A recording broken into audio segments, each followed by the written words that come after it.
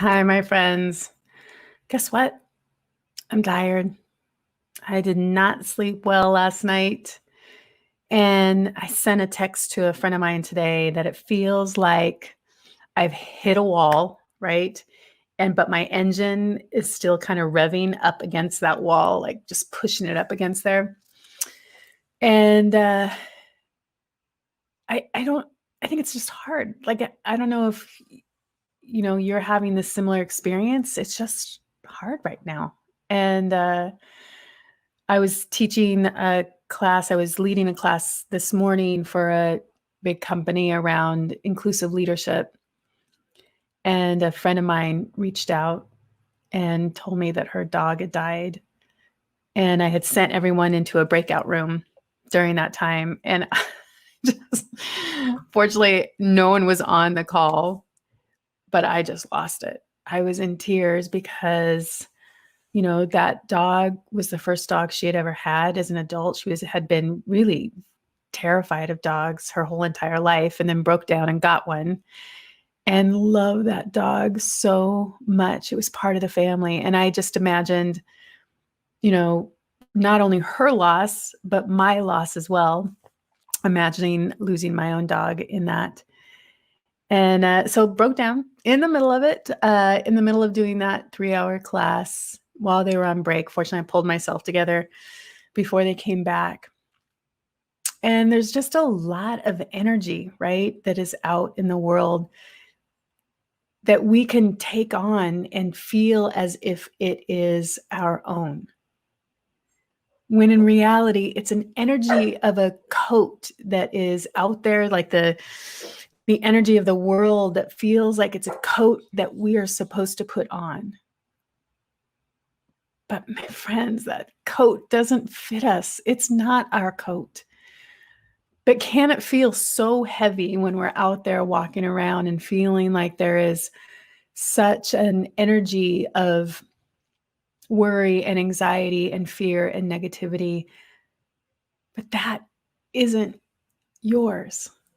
It can feel like it's yours. It can totally feel like it's yours, but it's not. And I recognize that today. I have to fully admit, I think I admitted in my Instagram a few weeks ago that I had committed to 100 days of walking straight from September 23rd to the end of the year. And I didn't go walking yesterday. And that was a hard thing for me to swallow. I just didn't want to do it. And for me, that phrase of I don't want to is a real trigger. Because when I was growing up, I had a parent, my mom, who said, I don't want to so many things in her life. And what I realized only much later is that there's a lot of things that I'm not going to want to do, but I'm going to have to do them if I want to create the life I want. There are just things I have to do, right? If I want to create the life I want. So the not walking yesterday and just fully admitting I don't want to, and then following through with that I don't want to, was a little bit of a challenge. But it is what it is. I accepted it. I got back out and went walking again today. That commitment to myself, I have an alarm that comes up twice a day that says to me, as just a reminder, I will show up for myself. Because there's been so many times in my life that I haven't committed and followed through and done the things that I said I was going to do, that I tapped out, allowed myself to sneak out, allowed myself to get out of an uncomfortable situation instead of staying in it.